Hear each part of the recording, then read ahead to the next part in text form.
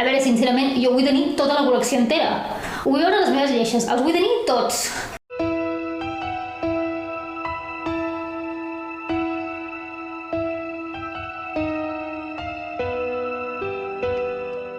Hola a tots i benvinguts a un nou vídeo de Harry Potter en català. Avui estem aquí perquè us porto moltíssimes notícies que la veritat les necessitàvem. Reserveu-vos el dia 14 d'octubre de 2025 perquè arriba un nou llibre de Harry Potter, edició pop-up i edició il·lustrada, edició 3D, edició animada, el que vosaltres vulgueu, edició plena de coses.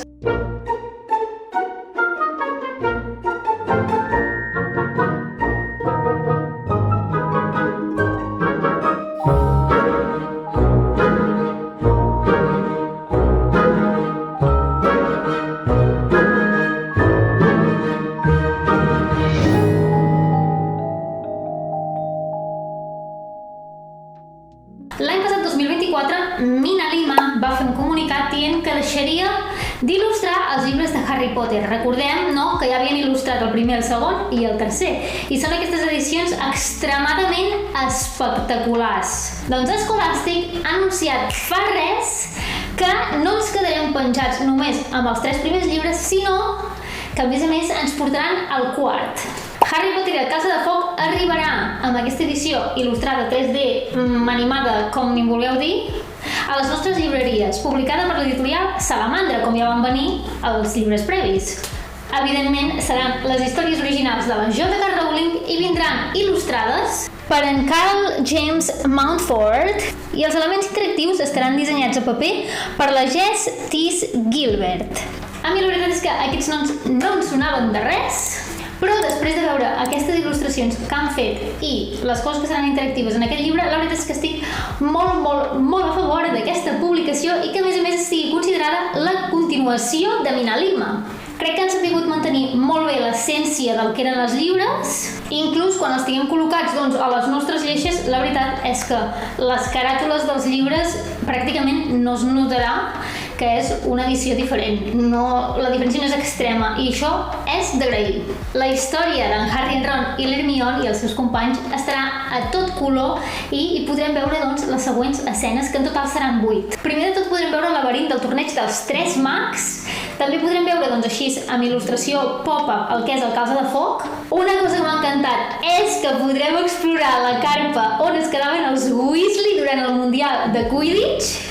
I també han deixat anar que hi haurà la marca Tenebrosa i molt més. Ja veurem, haurem d'esperar que es publiqui el llibre per saber exactament quines són les coses que hi podrem veure i trobar. La Laïda Marrón és la directora literària de Salamandra, que és l'editorial que porta aquest llibre aquí. I diu que en tenen moltíssimes ganes perquè és incomparable l'acollida que tenen els llibres aquests amb aquestes il·lustracions especials en comparació amb els llibres normals de tota la vida. A més, també ha deixat anar que està super convençuda de que els nous il·lustradors treballaran molt bé i portaran una edició que estarà absolutament a l'altura de les anteriors. I sobre els il·lustradors, que us puc explicar que en Carl James Mountford està especialitzat en il·lustració de portades de llibres i ha treballat durant tota la seva carrera tant en medis tradicionals com en medis digitals. I també ha participat en altres llibres il·lustrats com The Circles in the Sky, Los Círculos en el Cielo i A Voice in the Storm, Una voz en la tormenta. I actualment treballa i viu a Gal·les amb les seves gallines i els seus gossos en una granja.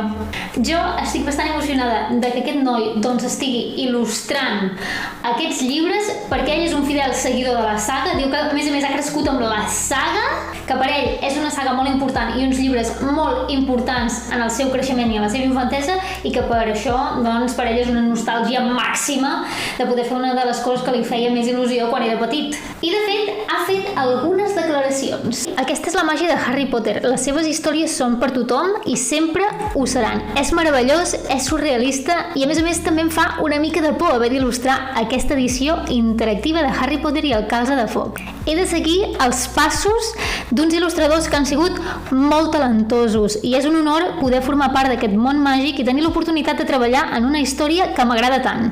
I sobre la noia que farà els elements en paper, la Jess Tis Gilbert, simplement explicar-vos que és una amant de les aquarel·les, dels papers a color i és la directora d'art de Papyrus.